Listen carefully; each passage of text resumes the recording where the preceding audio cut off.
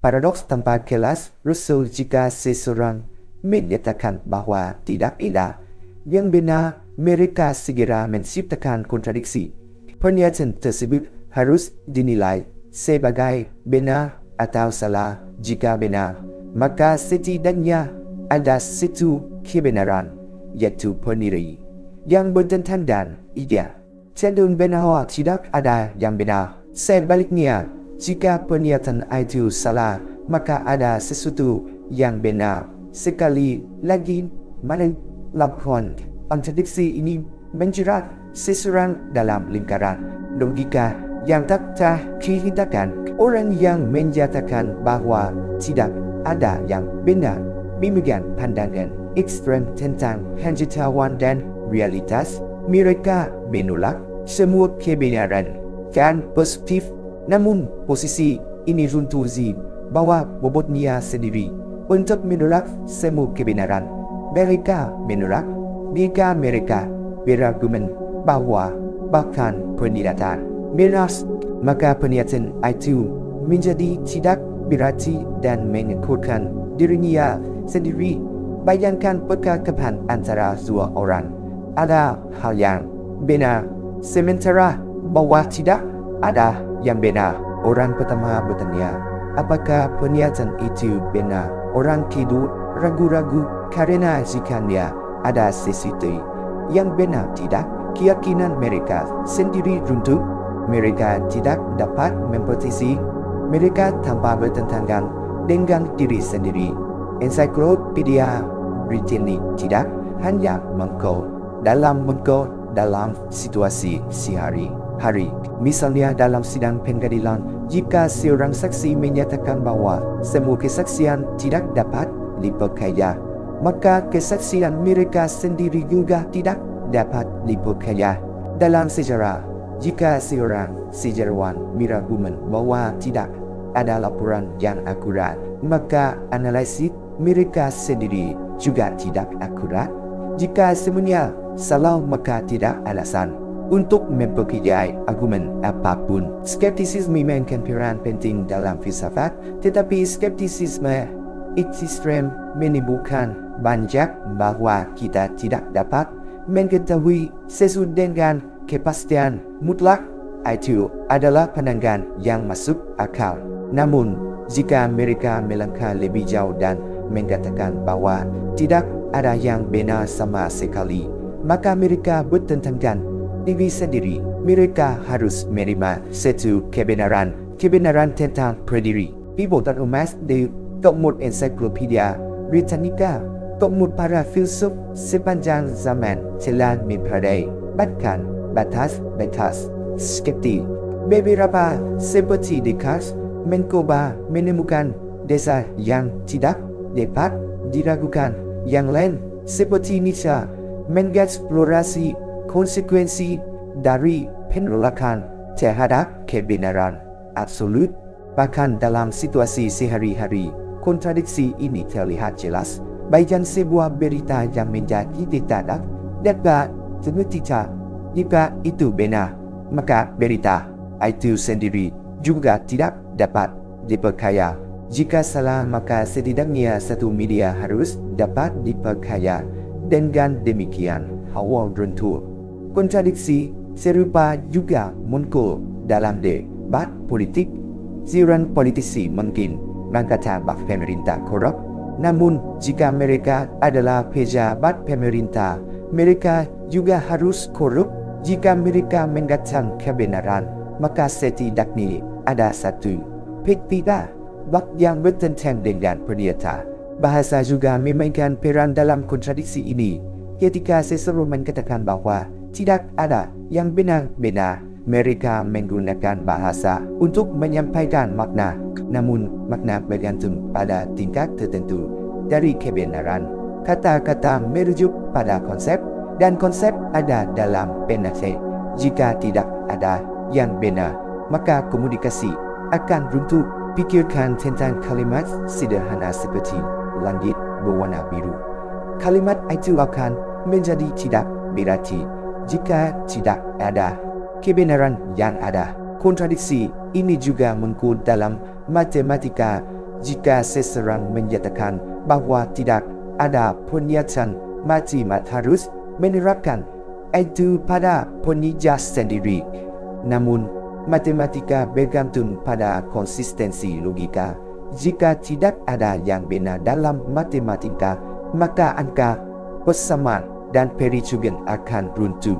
Namun, orang masih bergantung pada matematika dalam sehari-hari. Mereka memperkayai saldo rekening bank, melakukan kekurangan, dan mengatur terjadi. Semua ini bergantung pada kebenaran matematika. Wikipedia Cộng9, Encyclopedia Britannica Cộng9, Wikicode Cộng9. Ilmu pengetahuan juga menghadapi masalah serupa. Seseorang mungkin berargumen bahwa tidak ada kebenaran ilmiah yang benar pengetahuan melalui observasi dan eksperimen. Jika semua pernyataan ilmu berada, maka dunia tidak akan beroperasi seperti yang terjadi. Pesawat tidak akan terbang, pengobatan tidak akan efektif, dan teknologi dasar akan gagal. Konsep bahwa tidak ada yang benar bertentangan dengan realiti kehidupan sehari-hari. Meskipun orang mungkin meragukan teori ilmiah tertentu, mereka masih bergantung pada kebenaran ilmiah dalam praktik. Etika juga menghadapi kesulitan dengan paradoks Epimenides. Paradoks Epimenides mengajukan tantangan menarik terhadap konsep kemahakuasaan dengan menyajikan masalah yang tampaknya tidak dapat diselesaikan. Jika Tuhan adalah Maha Kuasa, maka ia seharusnya dapat menciptakan batu sebesar atau seberat apapun.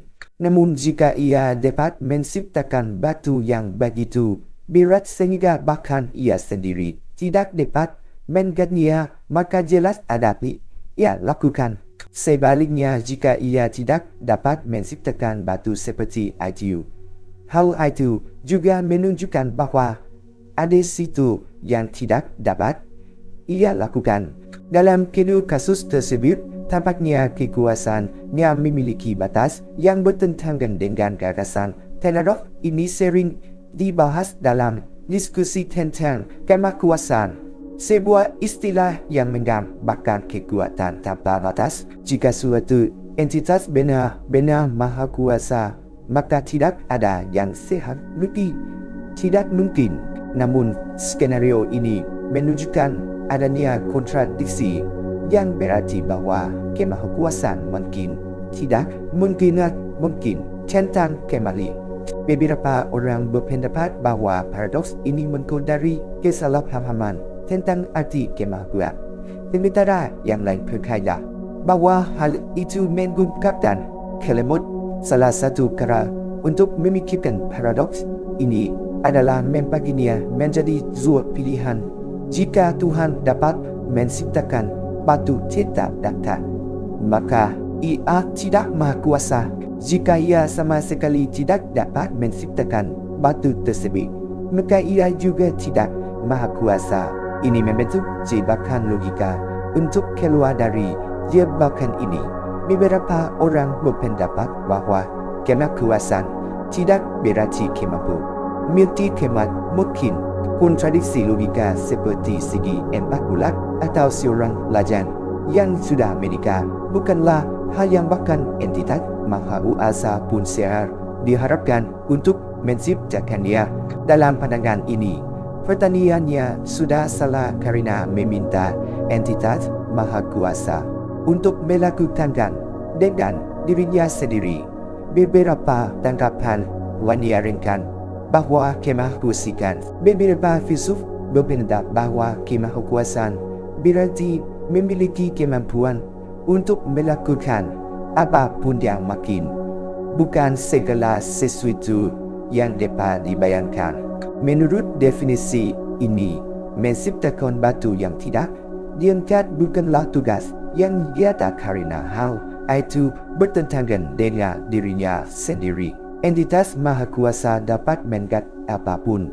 Jadi meminta sesuatu yang tidak dapat diangkat oleh entitas maha kuasa sama saja dengan meminta sesuatu yang tidak dapat ada. Mirip dengan bertanya apakah entitas maha kuasa dapat menciptakan segitiga dengan 4 sisi. Juga itu tidak masuk akal. Jadi bukanlah pembatasan kekuatan ketika dikatakan bahwa hal itu tidak dapat dilakukan.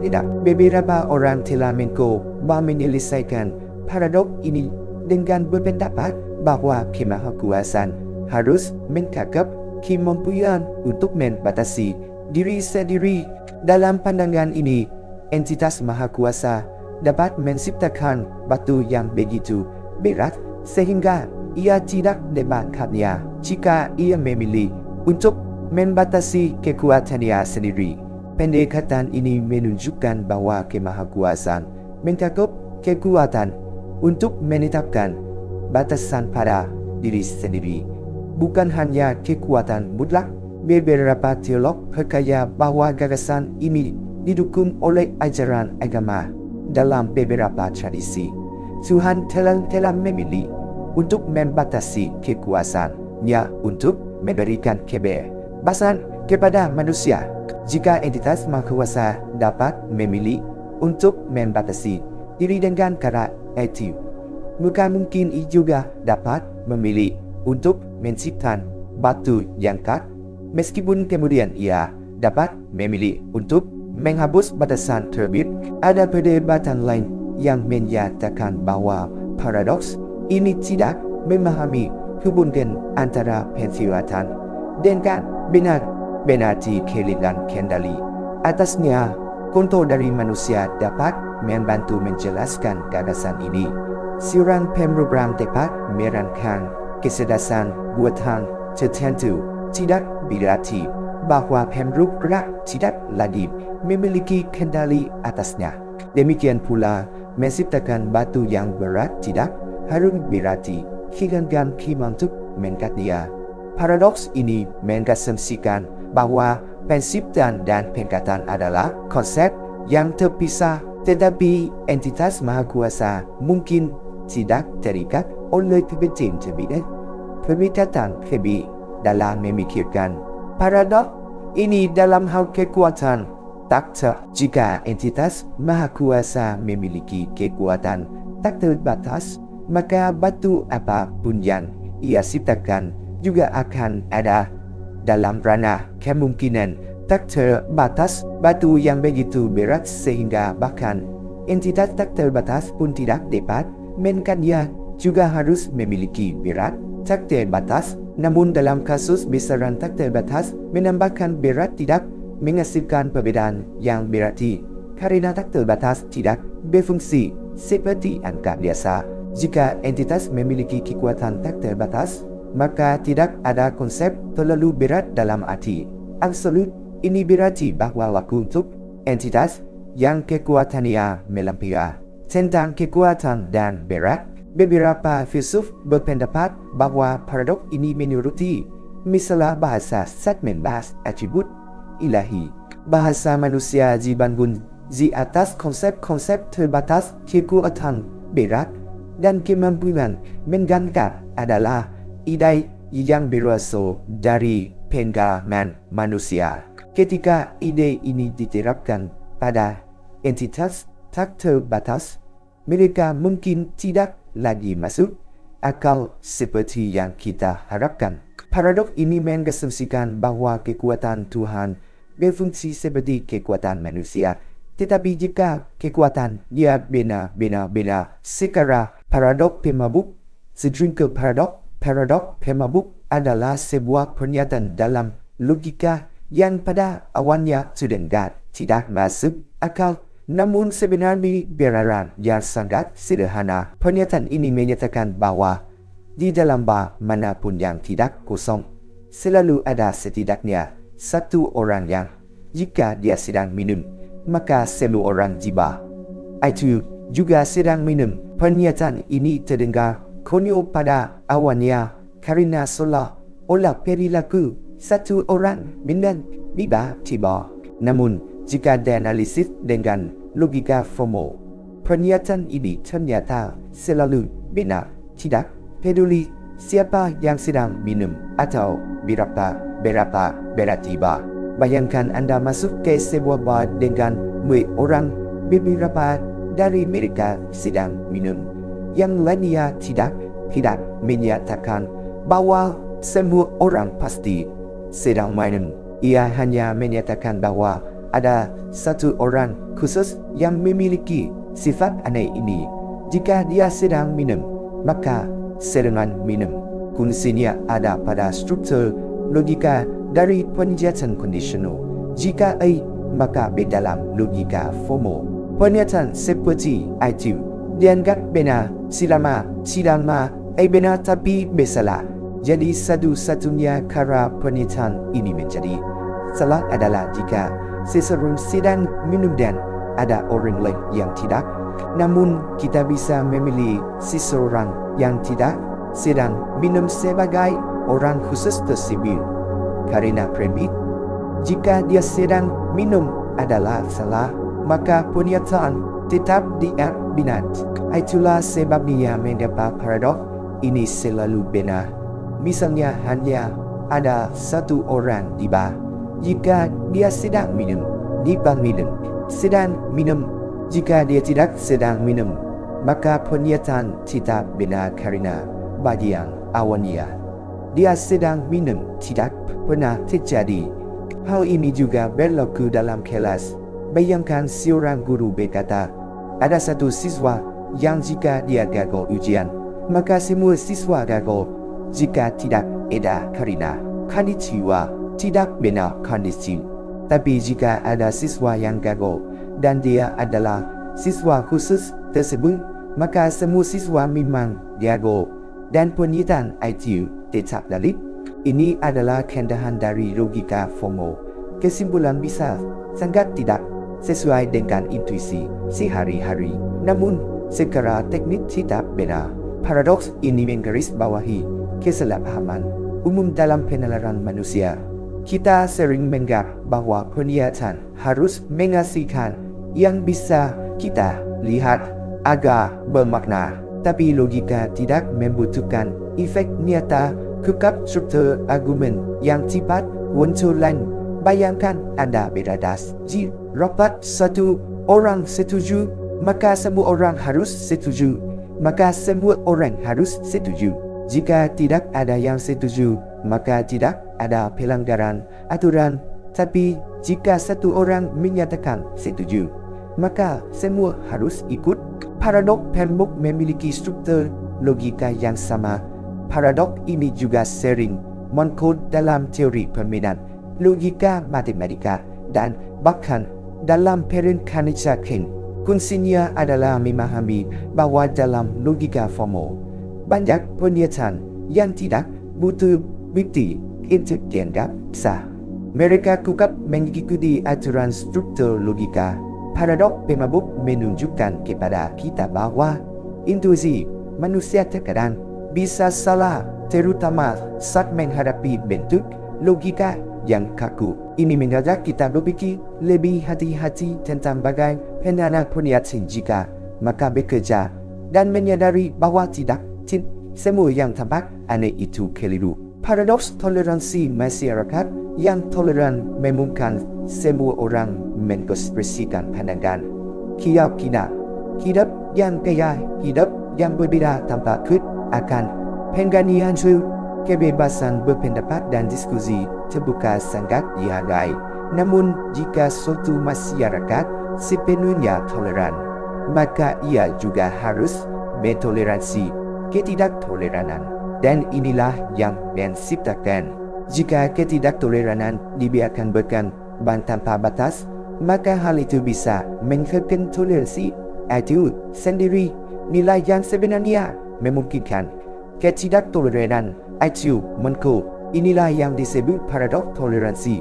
Untuk mempertahankan nilai-nilai toleransi, masyarakat mungkin harus menolak ketidaktoleranan, tetapi dengan tidak terlihat sebagai tidak toleran, maka muncullah pertanyaan sulit: bagaimana sebuah mahasiswa dapat melindungi nilai-nilai nilai menjadi hal yang real lawan. Bayangkan sebuah kota di mana penduduknya menghormati perbedaan mereka, mungkin tidak selalu setuju satu sama lain, tetapi mereka menerima hak setiap orang untuk menjalani hidup sesuai pilihan masing-masing.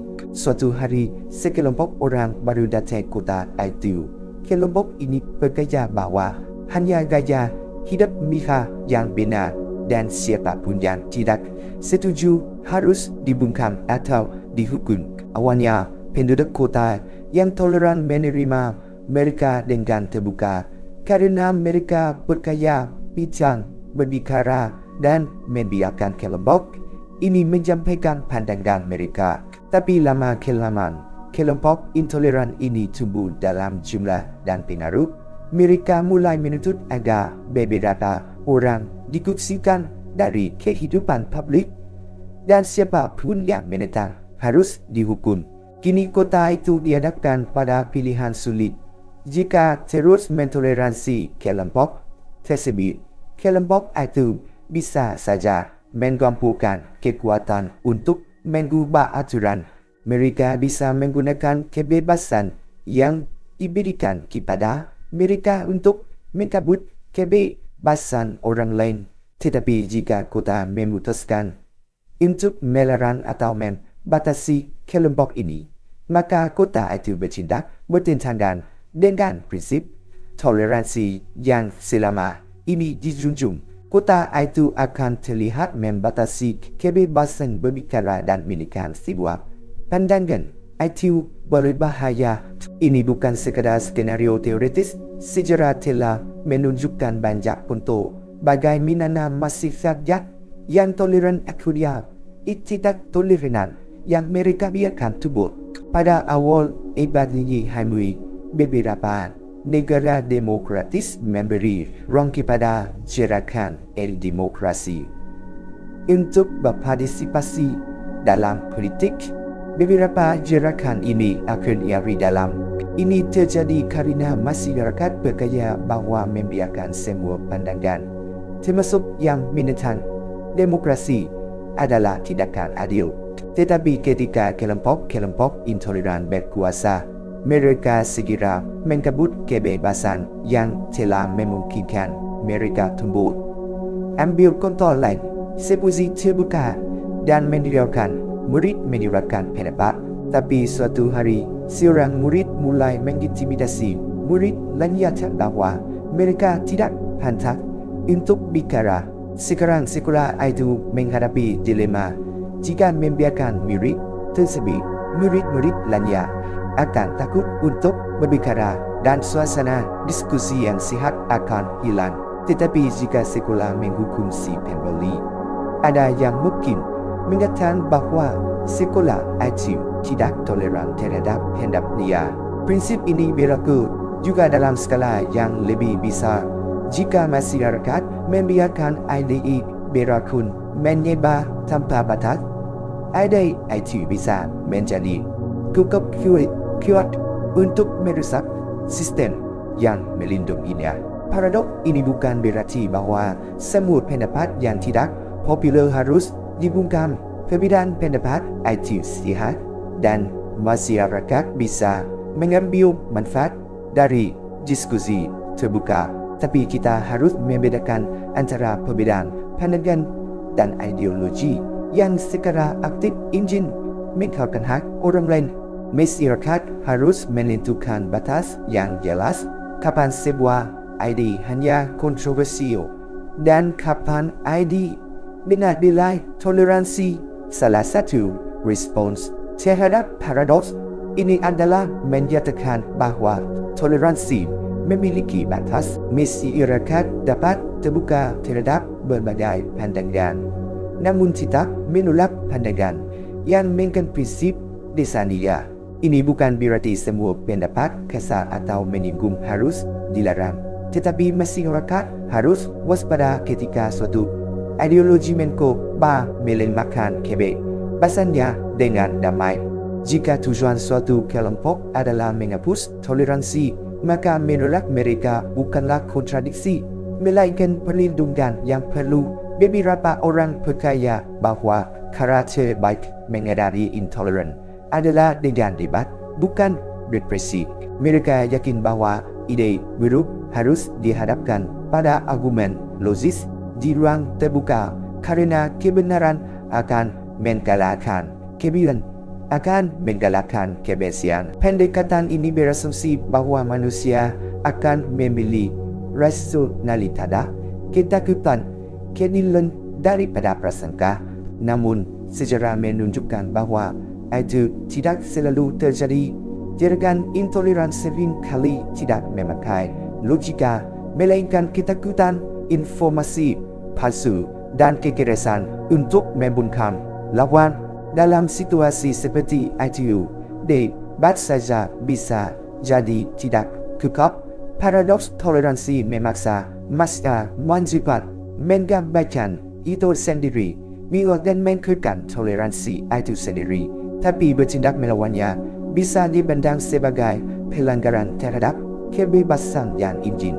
Kita lagi tantangannya adalah menemukan keseimbangan, membiarkan kebebasan berpikir dan berbicara, sambil mencegah kelompok yang izin menggunakan kebebasan itu untuk merampas hak orang lain. Inilah mengapa banyak negara memiliki hukum untuk mencegah ujaran kebencian, kekerasan, atau diskriminasi. Hukum ini bukan untuk menjaga prinsip dasar dari masyarakat terbuka. Tujuannya bukan untuk menghapus perbedaan pendapat, tapi memastikan bahwa diskusi dan perbedaan tetap bisa terjadi bagi semua orang. Seperti ini masih menjadi terlalu lemah untuk melindungi dirinya sendiri. Paradoks ini mungkin tak memiliki jawaban sempurna secara teori, tetapi dalam praktiknya, masyarakat harus memilih sejauh mana mereka akan membiarkan intoleransi, dan pilihan itu akan menentukan ataukah diankurkan oleh dirinya sendiri. Paradoks lubang pada kaos kaki. Seseorang menarik keluar sepasang kaos kaki dari lesi dan menyadari ada lubang kecil di dekat ujung jari. Mereka ragu sejenak apakah ini masih disebut kaos kaki atau sudah menjadi sesuatu yang lain.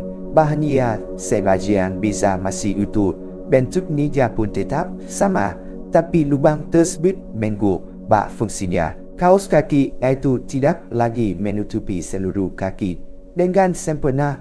Udara dingin bisa masuk dari tempat seharusnya mungkin masih bisa digunakan untuk sementara, tetapi si pemakai pasti merasakan perbedaannya. Jika lubangnya terus membesar, kaos kaki itu tidak lagi mampu menjalankan fungsi utamanya. Jadi kapan tepatnya kaos kaki berhenti menjadi kaos kaki dan berubah menjadi hanya sepotong kain tanpa makna lebih terdengar, membuka masalah yang lebih dalam tentang bagaimana manusia mendefinisikan beda-beda. Kaos kaki digunakan untuk menutupi kaki. Ketika ia dapat menjalankan fungsi ini dengan baik, apakah masih bisa disebut kaos kaki? Sebuah lubang tetapi sering lubang membesar. Fungsi kaos kaki mulai melemah jika bahannya robek seluruhnya. Tidak ada yang akan membuatnya sebagai kaos kaki lagi. Tapi bagaimana dengan saat sebelum itu? Lubang sedang bisa membuat orang ragu, tapi tetap memakainya. Lubang bisa memaksa seseorang membuat keputusan secara fisik. Benda itu tidak sama, tapi persepsi orang terhadap momen pasti yang menandai peralihan identitas. Jika kaos kaki dengan lubang masih dianggap kaos kaki, maka lubang yang sedikit lebih bisa pemikiran pun mungkin masih diterima. Tapi jika pemikiran itu dilanjutkan, pada akhirnya kita mungkin menyebut sepotong kain berlubang besar sebagai kaos kaki. Di suatu titik, label itu harus ada. Tidak terpenting. Masalah ini mencerminkan paradoks Sorates, juga dikenal sebagai paradoks timpikan pasif. Buka satu butir pasir bukan temukan dan menambahkan satu butir lagi tetap belum menjadi tumpukan. Maka kapan kumpulan butiran itu menjadi tumpukan? Seorang penjahit mungkin melihatnya dari sudut pandang berbeda. Jika mereka menjahit ulang lubang tersebut, kaos kaki bisa berfungsi kembali.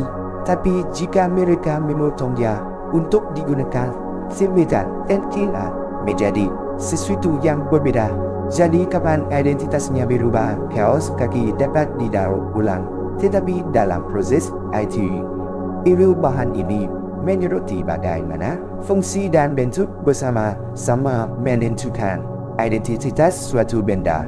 Jika bahan tersebut masih bisa menutupi kaki walau berlubang, apakah lebih mirip kaos kaki atau sepatu jala?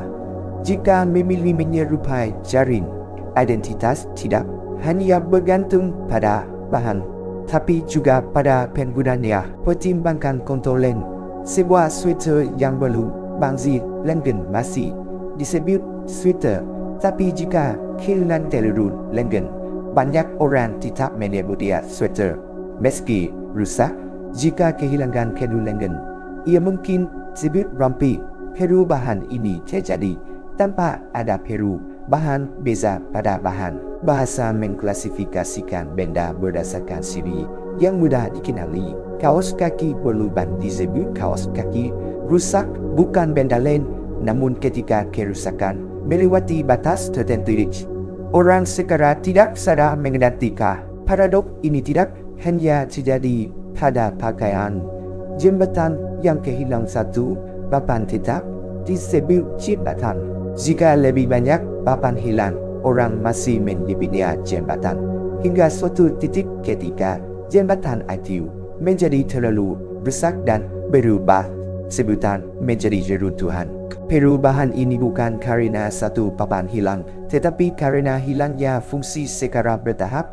Sebuah mobil dengan ban kempet mobil, tapi jika kehilangan kibat roda, mesin, dan tempat duduk, ia menjadi tubuh. Perubahan terjadi secara bertahap, tapi perubahan nama terjadi secara tiba-tiba.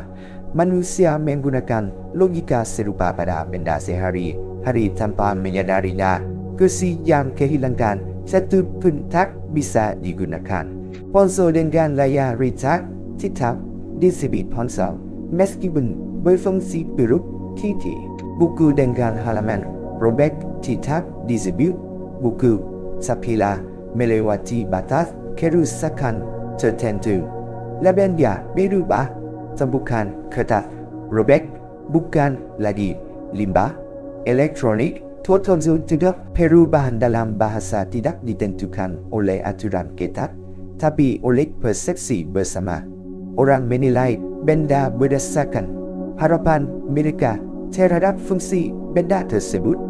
Bayangkan seseorang membeli kaos kaki yang berlubang.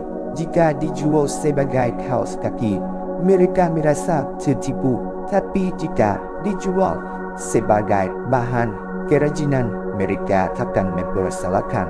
Konteks mengubah cara orang mendefinisikan sesuatu.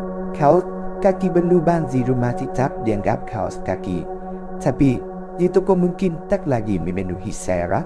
Orang juga secara tidak sadar mempertimbangkan niat pembuatnya. Kaos kaki dirancang untuk dipakai, jadi definisinya bergantung pada kemampuannya menjalankan fungsi itu. Logika ini juga berlaku pada makanan. Roti yang kehilangan satu irisan masih disebut roti, tapi jika setengah roti hilang, mungkin hanya dianggap potongan roti. Perbedaan ini bukan soal ilmu pasti, melainkan soal kebiasaan. Paradok yang sama juga bisa diterapkan pada identitas manusia. Jika seseorang kehilangan satu helai rambut, mereka tetaplah orang yang sama. Kehilangan lebih banyak rambut tidak membuat perbedaan, tapi di satu titik mereka bisa disebut botak. Tidak ada momen tanggal yang menetapkan kebotakan, tapi semua orang tahu kapan lebih berlaku. Penuan juga mengikut pola serupa. Tidak ada detik tertentu ketika seseorang berubah dari muda menjadi tua. Perubahan terjadi perlahan, tapi manusia mengkategorikan berdasarkan persepsi. Logika yang sama berlaku pada label dan nama di semua aspek kehidupan. Paradoks ini juga menyoroti bagaimana benda bisa tetap sama namun berubah dalam kaos kaki. Berlubang tetap kaos kaki, dan tidak lagi dalam situasi lain. Kaos kaki yang diperbaiki bisa disebut sebagai kaos kaki lama yang dijahit atau sebagai kaos kaki baru dan lama bertalian. Ini memaksa orang berpikir nesai. Jika sesuatu masih berfungsi dengan cara yang sama, biasanya labelnya tetap.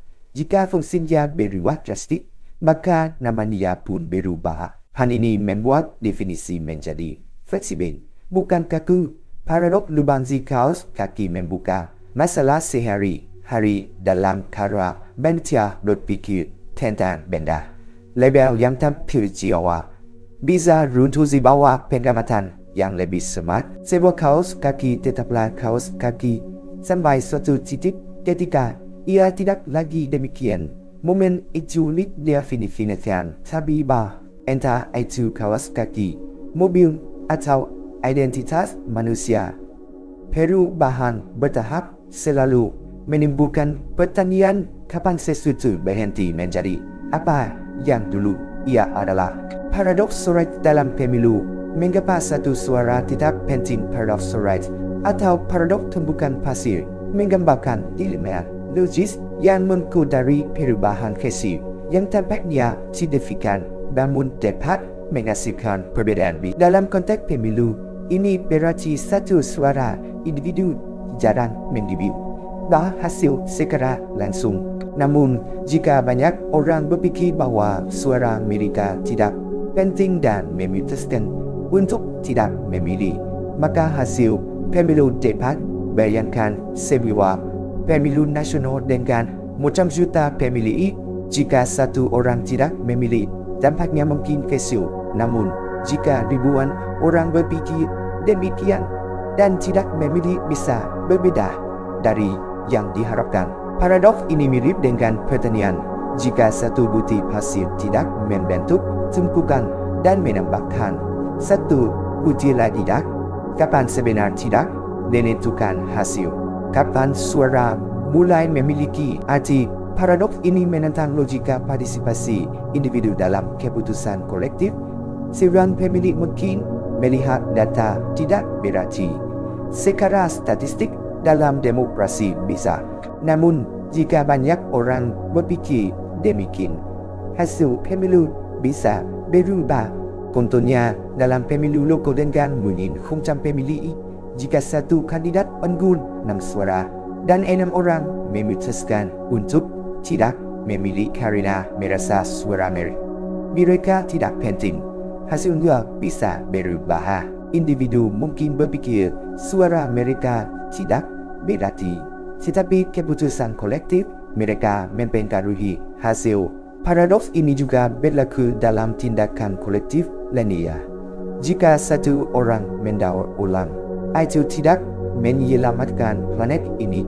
Jika satu orang mengambil IKT, berubah. Jika satu orang menolak membayar pajak, pemerintah tetap mendapatkan pendapatan. Namun, jika terlalu banyak orang berpikir demikian, sistem bisa runtuh. Pentingnya tindakan individu demikian. Psikologi memainkan peran dalam bagaimana orang beriak. Paradoks ini, ketika pemilu terasa tak terhindarkan, tingkat partisipasi pemilih menurun. Jika media menggambarkan seorang kandidat sebagai pemenang pasti, orang mungkin berpikir suara mereka tidak akan mengubah hasil. Asumsi ini tidak hanya mempengaruhi individu, tetapi juga seluruh kelompok orang. Jika pemilih muda percaya bahwa tingkat partisipasi generasi kurang merasa kurang termotivasi. Jika pendukung suatu partai percaya bahwa mereka akan menang dengan mudah, mereka mungkin mengabaikan yang tidak tidur dan yang tidak terduga. Para ahli strategi memahami peracun mempengaruhi pemilu. Kampanye berfokus pada mobilisasi pemilih karena mereka tahu bahawa persepsi mempengaruhi perilaku. Sebuah partai yang unggul dalam jajak pendapat dapat diri di antara para pemilihnya, sementara partai yang tertinggal dapat menekankan pentingnya setiap suara untuk menciptakan urgensi. Paradoks ini membuat pemilu menjadi sulit dipilih karena banyak orang membuat keputusan berdasarkan apa yang mereka yakini akan dilakukan orang lain. Sejarah telah sedikit suara pemilu presiden tahun ini berakhir dengan selisih 600 suara di Florida. Jika sebagian kecil pemilih memilih berbeda, kepresidenan bisa berpindah tangan. Dari sudut pandang individu, tidak ada pemilih tunggal yang menentukan pemilu, tetapi dari perspektif yang lebih tua, dalam partisipasi memiliki konsekuensi besar. Dalam pemilu negara bagian dan lokal, selisihnya bisa lebih kecil. Beberapa pemilihan telah dikurang dari tingkat partisipasi pemilih. Sangat penting, seorang pemilih rasional masih bisa berargumen bahawa probabilitas suara mereka menjadi faktor penentu sangat rendah sehingga tidak layak untuk berusaha.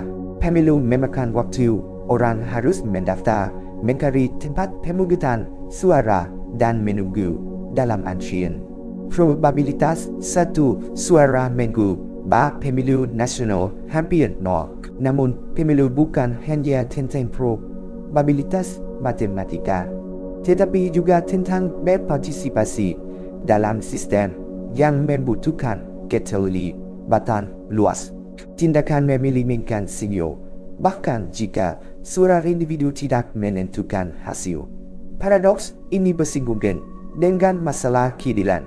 Jika semua orang mengikuti logika bahawa suara mereka tidak penting, demokrasi akan runtuh. Institusi yang dirancang untuk mencerminkan kehendak publik hanya akan mencerminkan pilihan desil masing-masing masyarakat. Hal ini menciptakan ketidakseimbangan, di mana pemilih yang paling aktif seringkali mereka yang memiliki pandangan paling ekstrem menentukan hasil. Namun, tanda tidak negatif. Mereka tidak berarti membiarkan orang lain membentuk kebijakan yang mempengaruhi semua orang. Beberapa orang berpendapat bahawa batas logika melainkan kesalahpahaman tensib. Pandangan kolektif tip satu suara hanya penting seperti satu tetes air banjir. Satu tetes tidak menyebabkan banjir, tetapi tanpa banjir yang terjadi. Paradoks ini menentang manusia. Paradoks bocah seorang pria secara tak sengaja menemukan sebuah buku fisika di perpus. Ia mempit dia dengan sama menghafal setiap detailnya dan akhirnya menjadi fisikawan terkenal. Bertahun-tahun kemudian, ia melakukan perjalanan waktu ke masa lalu dan memberikan bukti kepada siapa dirinya yang masih muda. Dirinya yang muda mempelajari buku itu dewasa dan kemudian kembali memberikan buku itu ke dirinya yang lebih muda. Buku itu tidak memiliki titik awal. Ia ada dalam siklus tertutup yang terus berulang. Tidak pernah. Inilah yang disebut sebagai paradoks bocah. Seorang musisi bangun pagi dengan sebuah melodi di kepalanya. Ia menuliskannya, merekamnya, dan merilisnya sebagai lagu. Bertahun-tahun kemudian, ia kembali ke masa lalu dan menentukan melodi itu kepada dirinya juga dan merilisnya juga. Lagu itu eksis, tapi tidak ada yang pernah menciptakannya. Kontradiksi inilah inti dari teorian ilmu menemukan cetak biru untuk tak terbatas energi tak terbatas. Ia membangunnya lalu kembali ke masa lalu dan membuat setup biru I2K di dirinya yang muda, yang lalu menjalinnya dengan tepat dan membuat mesin ini. Setup birunya hanya ada. Paradoks ini sering dikaitkan dengan perjalanan waktu dan namanya berasal dari ungkapan mengangkat diri sendiri dengan tali sepatu sendiri menciptakan satu dari ketia. Dalam setiap contoh, objek atau ide tidak memiliki pencipta asli. Mereka terjebak dalam siklus dari masa depan kembali lagi. Paradoks ini menimbulkan pertanyaan mendalam tentang sebab akibat. Biasanya segala sesuatu punya awal. Seorang musisi menciptakan lagu, menciptakan mesin, seorang penulis buku. Tapi dalam skenario bootstrap semuanya hanya diturunkan tanpa asal usul. Informasi, objek atau ide itu seperti eksis di luar waktu. Bayangkan seorang sejarawan yang ahli dalam sastra abad B. Seseorang memberi naskah tulisan dengan sebuah drama tanpa nama penulis. Ia memverifikasi keasliannya dan mempublikasikannya. Drama itu menjadi terkenal di seluruh di masa dunia. Dia kembali ke masa lalu dan menyerahkan naskah itu ke Shakespeare. Shakespeare menyalinnya dan mengklaimnya sebagai karyanya. Berarti kemudian sang sejarawan kembali menemukan naskah itu. Drama tapi tak pernah ditulis oleh siapapun. Paradoks ini berhubungan erat dengan paradoks kakek yang memberitahu apa yang terjadi jika seseorang mencegah kelahirannya sendiri. Namun bootstrap bertanya, apa yang terjadi ketika sesuatu tidak memiliki asal usul? Ada versi lain dari paradoks ini yang melibatkan benda fisik, bukan ide. Seorang pria menemukan jam tua di loteng rumahnya. Ia lalu kembali ke malu dan tanpa meninggalkannya. Versi dirinya yang muda menemukannya dan kemudian meletakkannya kembali di loteng di mana dirinya yang tua menemukannya lagi. Jam itu ada dalam lingkaran tanpa akhir, tidak pernah rusak atau aus karena tidak pernah memiliki awal yang nyata. Kontrolannya melibatkan teknologi. Seorang penjelajah waktu dari masa depan membawa smartphone dan memberikannya kepada penemu di masa lalu. Penemu itu membongkarnya, mempatenkannya dan memulai revolusi teknologi. Akhirnya menu sama diproduksi dan dijual hingga akhirnya kembali penjelajah waktu yang membawanya ke masa lalu. Tidak ada yang pernah menciptakan medium itu. Ia muncul dari siklus waktu. Paradoks ini menentang pemahaman kita tentang informasi. Biasanya pengetahuan ditemukan, tapi dalam bootstrap pengetahuan itu hanya ada. Seorang fisikawan mungkin menerima catatan dari masa depan yang membantu dia membuat terobosan. Ia lalu mengirimkan catatan itu kembali ke masa lalu ke dirinya yang lebih muda. Penemuan itu nyata tapi tidak punya titik awal. Banyak cerita fiksi menggunakan paradoks bootstrap sebagai unsur plot, terutama dalam cerita fiksi ilmiah. Perjalanan waktu menciptakan siklus seperti ini. Misalnya dalam satu serial TV, seorang karakter menemukan buku misterius berisi kebenaran, menghafal lalu dan menerbitkannya atas nama dirinya sendiri. Pengetahuan di dalamnya benar, tapi tidak ada yang menulisnya. Versi nyata dari paradoks ini bisa dilihat dalam evolusi budaya. Bayangkan sebuah lagu rakyat diwariskan dan penulis aslinya terlupakan. Seorang sejarawan menemukan rekaman lama dan menganggap itu lagu kuno. Tapi bagaimana jika sejarawan itu kembali ke masa lalu dan mengerut kepada pencipta awalnya? Lagu itu pun tidak punya asal usul sejati. Paradoks ini juga bisa terjadi dalam bahasa. Misalnya, sebuah kata baru muncul dalam kamus, tapi tidak jelas siapa yang pertama menggunakannya. Katalah resmi. Sekarang terdekat secara resmi. Kata itu menjadi populer dan muncul di kamus masa depan.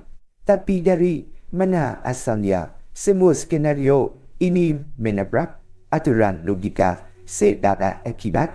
Biasanya peristiwa terjadi secara berurutan. Ilmuwan mengembangkan teori, menulis makalah, dan orang lain melanjutkannya. Tapi dalam bootstrap makalah itu sudah ada dan ilmuwan hanya memperkenalkannya kembali ke dalam alur waktu. Paradoks ini menyuruti betapa rumitnya perjalanan waktu. Jika loop waktu benar-benar ada, maka objek, ide, dan informasi bisa bersirkulasi tanpa akhir. Ini menciptakan ketidakkonsistenan logis. Sesuatu bisa eksis selamanya tanpa pernah diciptakan. Seseorang bisa mempelajari sesuatu yang didekan oleh siapapun. Paradoks ini bahkan berdampak pada kecerdasan buatan.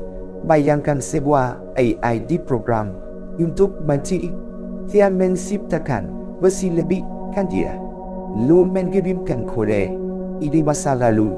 Versi sebelumnya hanya menjalin kode dari masa depan. AI pun menjadi lebih kuat tanpa siapa pun yang pernah merancang peningkatannya. Paradoks ini menimbulkan pertanyaan bizar. Apakah segala sesuatu harus punya asal usul? Dalam pemahaman nomor kita, segalanya punya penulis, lagu punya penemu. Paradoks bootstrap menentang asumsi ini dengan menunjukkan bahwa sesuatu bisa eksis tanpa pernah diciptakan. Beberapa ilmuwan berspekulasi bahwa jika perjalanan waktu memungkinkan, maka loop bootstrap bisa benar-benar terjadi dalam fisika teoritis. Beberapa interpretasi dari perjalanan waktu memperbolehkan informasi dikirimi benar berarti pengetahuan dan teknologi bisa eksis dalam siklus waktu yang stabil. Sebagian orang berpendapat bahwa paradoks ini hanyalah ilusi. Mereka mengatakan bahwa hanya karena sesuatu tidak berarti ia tidak punya asal usul. Mereka menyarankan bahwa loop itulah sebenarnya, namun sudut pandang ini tidak menyelesaikan masalah. Ia hanya menggalikan pertanyaan dari siapa yang menciptakan. Paradoks ini terus menentang paradoks ini terus.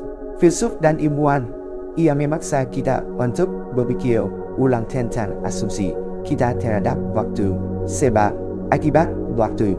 Jika sesuatu bisa eksis, jika asal usul, apa artinya bagi realitas itu sendiri? Paradoks identitas. Bayangkan kamu bertemu dengan seseorang yang sudah tidak kamu lihat selama 10 tahun. Kamu masih mengenali mereka. Suara familiar, terasa familiar. Tapi selama waktu itu, hampir semua sel dalam tubuh mereka telah tergantikan. Atom-atom yang membentuk kulit, darah, dan tulang belul kini sudah tidak ada lagi. Jika tubuh fisik mereka telah benar-benar berubah, apakah mereka masih orang yang familiar? Ini dikenal sebagai paradoks identitas. Ini menentang cara kita mendefinisikan siapa diri kita sebenarnya. Manusia sering merasa bahwa dirinya mendengar pengalaman masa lalu dan menganggap ada kesinambungan dalam identitas mereka. Tapi biologi menunjukkan cerita yang berbeda. Tubuh manusia selalu mengalami regenerasi. Kulit bertahan hanya berbeda hidup sekitar 4 bulan. Bahkan tulang diganti selama bertahun-tahun. Diperkirakan bahwa hampir semua sel tubuh tergantikan dalam waktu 1 dekade. Jika identitas kita terkait dengan tubuh fisik yang masih sama, apa yang membuat seseorang tidak menjadi dirinya sendiri? Salah satu cara untuk mengatasi Pertanyaan ini adalah melalui eksperimen pikiran tentang kapal. Khusus, bayangkan sebuah kapal kayu yang diperbaiki secara bertahap dengan menggigi papannya satu selama bertahun hingga semua bagian asalnya telah terganti. Apakah itu masih kapal yang sama? Dan jika seseorang menggempurkan papan tentang yang dibuang dan di tempat lain seperti tempat lain, mana yang merupakan kapal tesis yang sejati? Pertanyaan yang sama bisa diterapkan pada manusia. Jika tubuh kita terus-menerus diperbawa identitas, bahwa identitas bukan hanya soal tubuh fisik, melainkan soal memori dan kesadaran. Meski sel-sel tubuh berubah, pengalaman dan pikiran seseorang membentuk rasa diri yang stabil. Memori menghubungkan kita dengan membiwa kita berubah. Walau fisik kita berubah, tapi memori juga tidak sempurna. Orang bisa lupa, kenangan bisa pudar atau bahkan berubah. Jika identitas tergantung pada memori, bagaimana nenek ingatannya? Apakah seseorang yang lupa masa lalunya masih merupakan dirinya sendiri? Pertanyaan ini menjadi lebih kompleks dalam kasus kehilangan ingatan berat seperti demensia atau Alzheimer. Jika seseorang bahkan tidak bisa mengingat nama sendiri atau mengenali orang yang dicintainya, apakah dia masih orang yang sama? Jika identitas tergantung pada ingatan, maka hilangnya memori tidak akan menghapus jati diri. Tapi jika identitas lebih dalam dari itu, terkait dengan kesadaran atau kepribadian, mungkin sebagian dari diri mereka masih tetap ada, bahkan ketika memori telah hilang. Pendekatan lain untuk memahami paradoks ini adalah dengan melihat peran otak. Otak selalu berubah, koneksi saraf terbentuk dan hilang sering manusia belajar tubuh. Penelitian neurologi menunjukkan bahwa bahkan kepribadian bisa berubah. Seseorang yang dulu pemalu, terbuka, atau seseorang yang mencintai wanita. Misalnya, jika identitas terhubung dengan otak, apakah perubahan dalam pemikiran dan perilaku membuat kita menjadi individu yang berbeda? Paradoks ini juga menentang cara hukum dan tanggung jawab. Hukum mengasumsikan bahwa seseorang tetap sama sepanjang waktu. Jika seseorang melakukan kejahatan pun, mereka tetap bisa dihukum pada usia bunuh. Tapi jika tubuh dan pikirannya sudah berubah, apakah mereka masih orang yang sama yang melakukan kejahatan? Itu berpendapat bahwa identitas bukan sesuatu yang tetap, melainkan sebuah proses, bukan entitas tunggal yang tak berubah, melainkan kumpulan pengalaman, ingatan, dan perubahan fisik yang menciptakan illusi kestabilan. Identitas bukan sesuatu yang kita miliki, tetapi sesuatu yang kita jalani melalui interaksi dan memori. Contoh yang menarik adalah transplantasi organ. Jika seseorang menerima transplantasi jantung, mereka tidak dianggap sebuah biji jantung. Mereka tetap jantung mereka. Tapi bagaimana jika suatu hari teknologi memungkinkan transplantasi seluruh tubuh hanya menyisakan otak? Apakah mereka masih orang yang sama? Beberapa akan biarkan memori dan kepribadian. Tapi bagaimana jika kita bisa mentransplantasikan otak ke tubuh lain? Apakah orang itu masih diri mereka? Ini mereka bawa otak daripada tubuh. Paradoks ini bahkan meluas ke dunia digital. Bayangkan seseorang menggenggar kesadaran digital dari pikiran dan memori mereka sempurna. Apakah itu masih mereka? Jika versi biologinya masih hidup, maka ada dua versi dari orang yang sama. Tapi jika tubuh biologi meninggal, Apakah versi digital iTunes masih merupakan mereka identitas pribadi juga berbeda dalam budaya dan kepercayaan beberapa tradisi melihat diri sebagai sesuatu yang fleksibel dan dibentuk oleh pengalaman serta hubungan lihat identitas dan tertentu yang tetap dan mendasar. Paradoks ini menentang kedua pandangan itu. Jika identitas fleksibel, tidak ada satu aku yang tetap di mana ia berada ketika tubuh dan pikiran terus berubah. Kasus nyata yang mencerminkan paradoks ini adalah gangguan identitas disosiatif, kemudian di mana satu individu memiliki banyak identitas dengan ingatan kepribadian bahkan pola saraf yang berbeda. Jika identitas itu tunggal dan kontinu, gangguan ini tak mungkin ada. Tapi jika identitas bisa terfragmentasi dan berubah, maka konsep diri jauh lebih kompleks dari yang kita bayangkan. Ini memunculkan pertanyaan etis. Jika satu identitas dalam tubuh melakukan kejahatan, apakah identitas lain dalam tubuh hari? Paradoks ini muncul secara halus. Seringkali kita merasa berbeda dengan versi diri kita di masa lalu. Kita melihat kembali masa remaja dan merasa seolah itu adalah orang lain.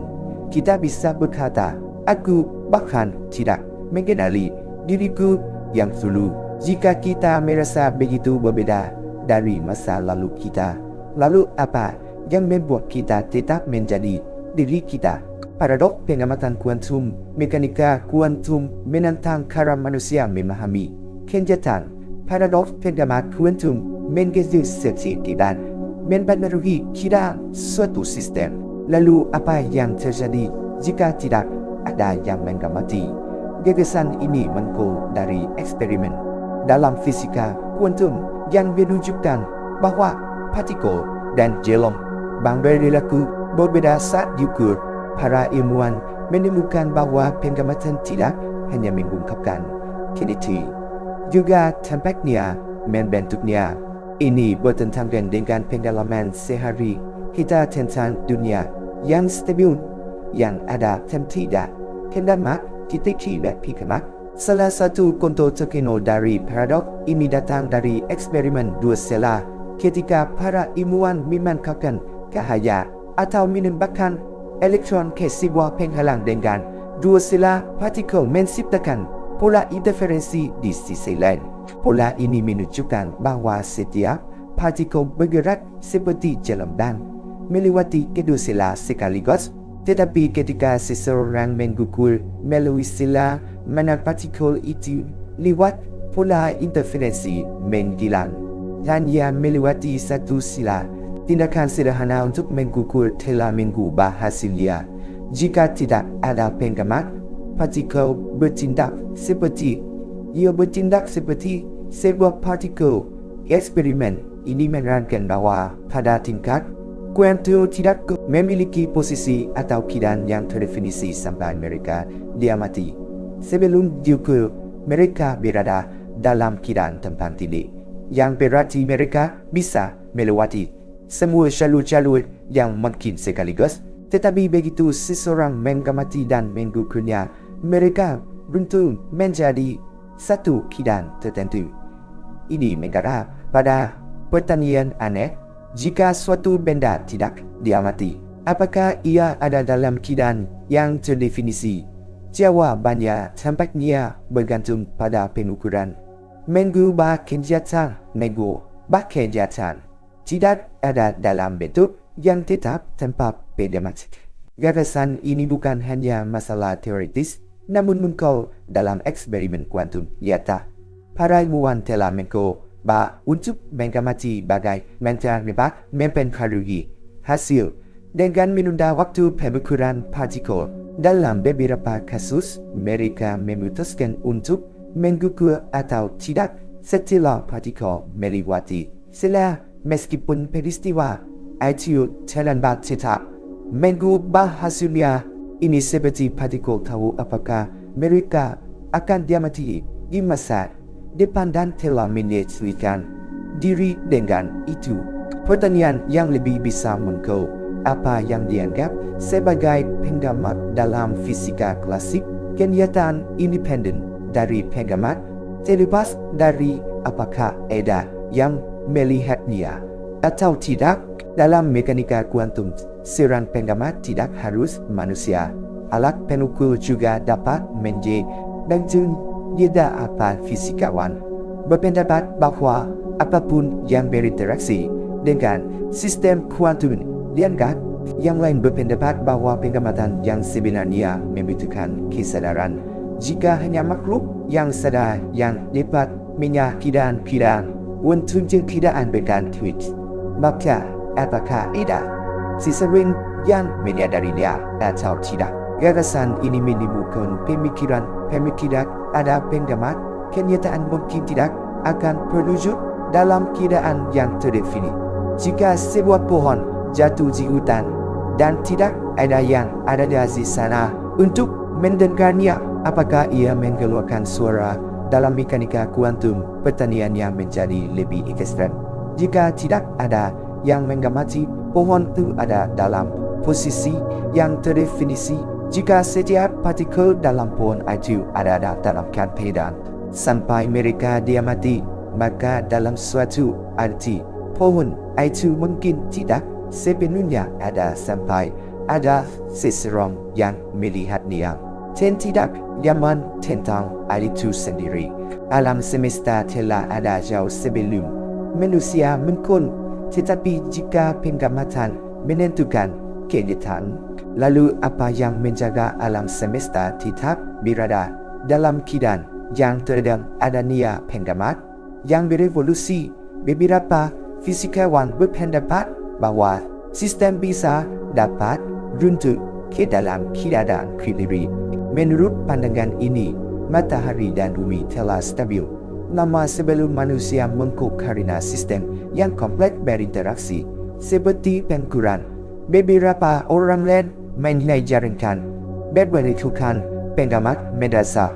Ini telah menghasilkan penafsiran di mana kesadaran memainkan peran.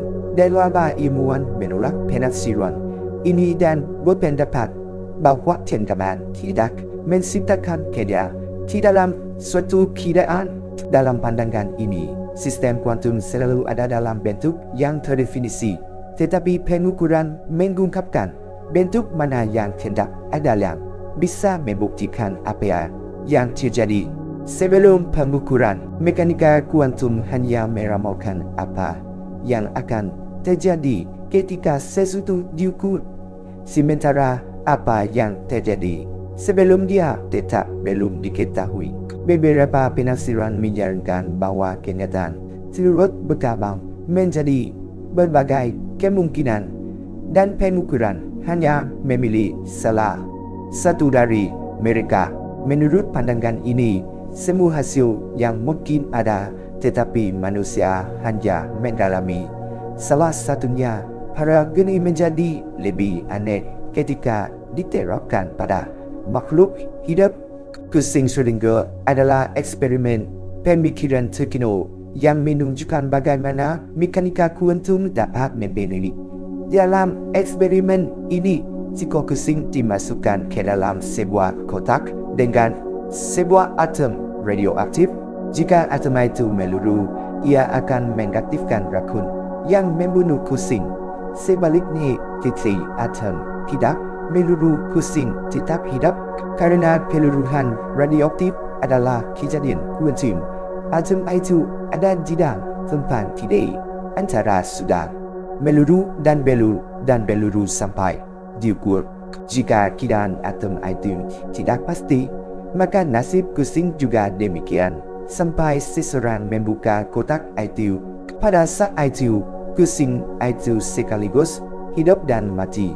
Gagasan ini tampaknya tidak melihat kucing berada dalam dua keadaan sekaligus. Namun, eksperimen ini menunjukkan bagaimana ketidakpastian kuantum dapat bisa benda-benda yang lebih besar. Jika aturan kuantum berlaku untuk segala hal, maka prinsip yang sama akan berlaku pada benda-benda yang lebih besar. termasuk makhluk hidup. Paradoks ini menuruti perbedaan antara mekanika kuantum dan pengalaman manusia.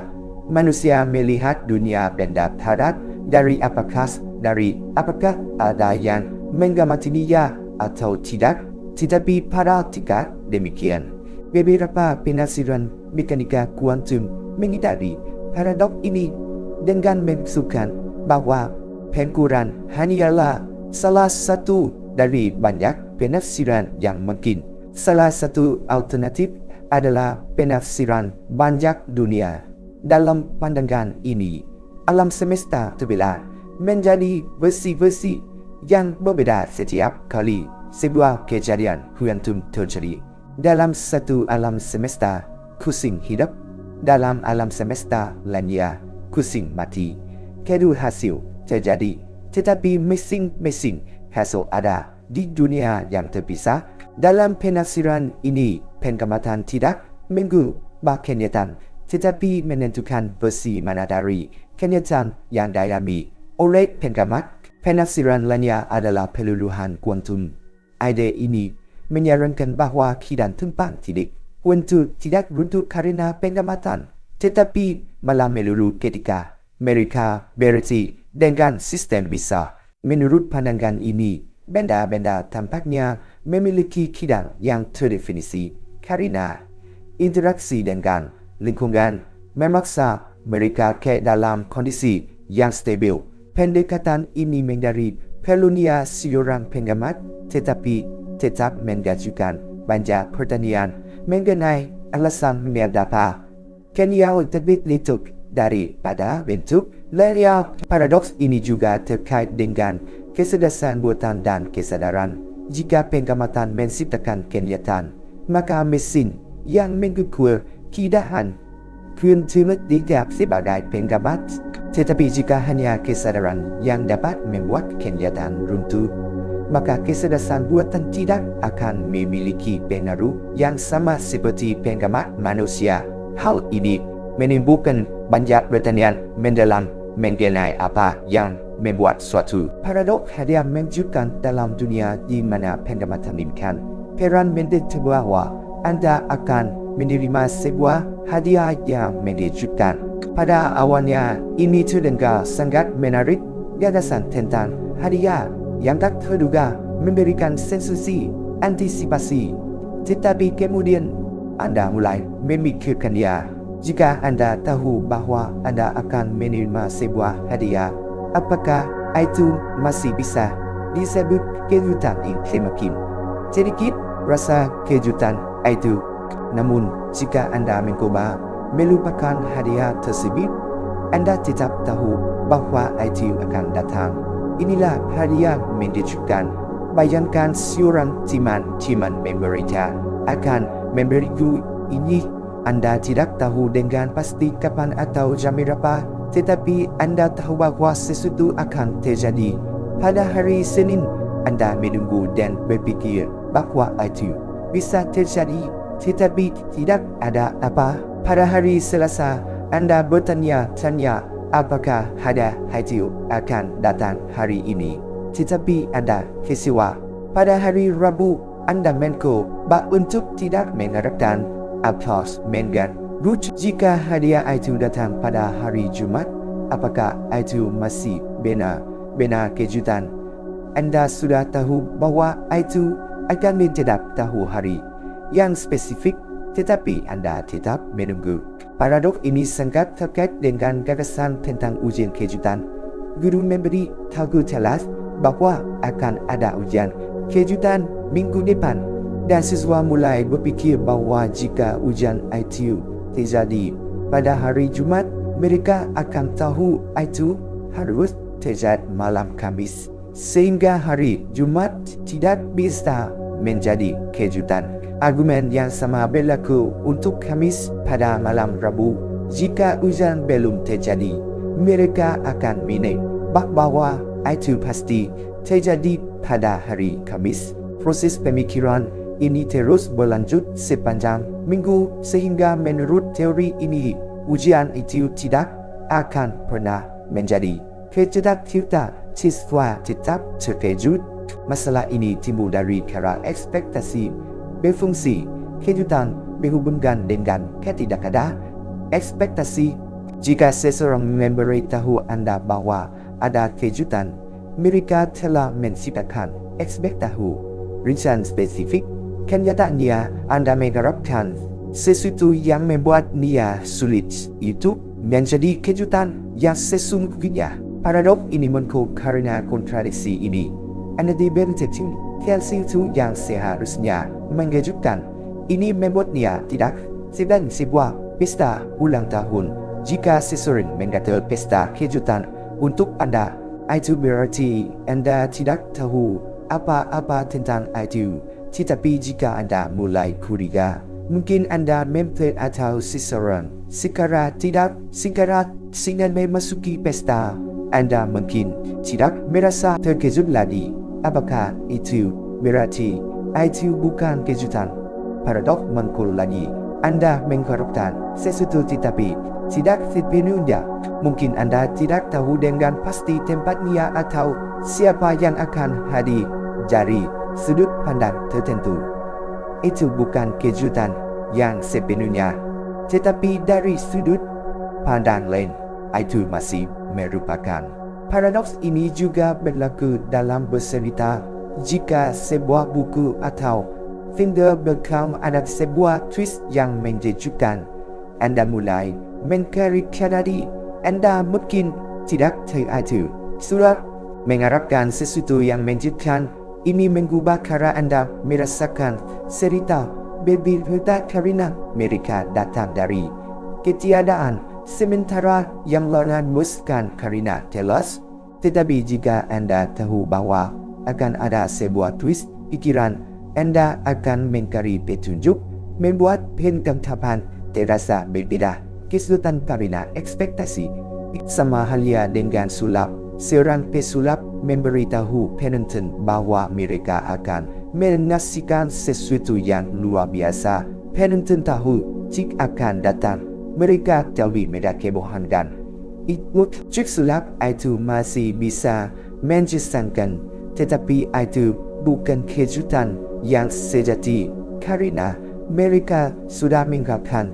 Jika mereka sudah mengharapkan untuk ditipu, kejutan sejati datang ketika sesuatu terjadi yang bahkan ekspektasi pun tidak mempersiapkan mereka. Paradoks hanya menunjukkan juga bisa muncul dalam situasi sosial. Di seseorang memberitahu teman-teman dimakan, maka teman adakan Anda akan mulai mengharapkannya. Satu-satunya cara untuk membuat ini menjadi kejutan yang sesungguhnya adalah menundanya cukup lama sehingga teman Anda melupakan atau mencipta bisa mereka prediksi. Tetapi begitu teman Anda diberitahu bahwa sesuatu akan terjadi, elemen kejutan yang mudah hilang. Paradoks ini bahkan mempengaruhi perasaan. Jika Anda mengharapkan kebahagiaan besok karena suatu akaryan tertentu, maka kebahagiaan itu akan kehilangan sebagian. Jika Anda mengharapkan kekecewaan, ekspektasi itu akan mengurangi. Dampaknya banyak kebahagiaan yang menunjukkan bisa terasa lebih intens daripada kebahagiaan yang kenakan. Semakin sedikit Anda melihat sesuatu datang, semakin kuat reaksi emosionalnya. Dalam pemasaran perusahaan sering menggunakan perus ini ketika mereka mengumumkan sebuah pengungkapan besar. Jika sebuah perusahaan mengatakan mereka memiliki kejutan besar untuk pelanggan, pengumuman itu sendiri telah menciptakan ekspektasi.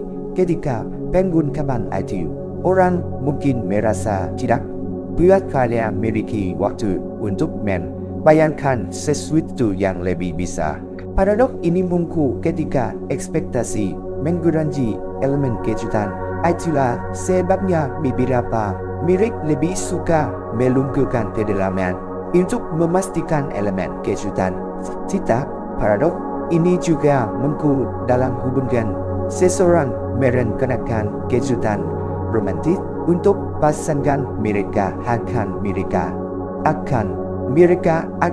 mulai menerapkannya, mengurangi dampaknya. Tetapi jika mereka tidak memberi petunjuk sama sekali, pasangan mereka mungkin tidak siap untuk menikmati sepenuhnya. Keseimbangan antara kejutan dan ekspektasi adalah hal yang sulit untuk dikelola. Terlalu banyak ekspektasi akan menyebabkan tidak dihargai seperti yang seharusnya. Paradoks hadiah menunjukkan menuruti sebuah masalah dalam logika dan pengalaman manusia. Ekspektasi telah Anda mengharapkan sesuatu.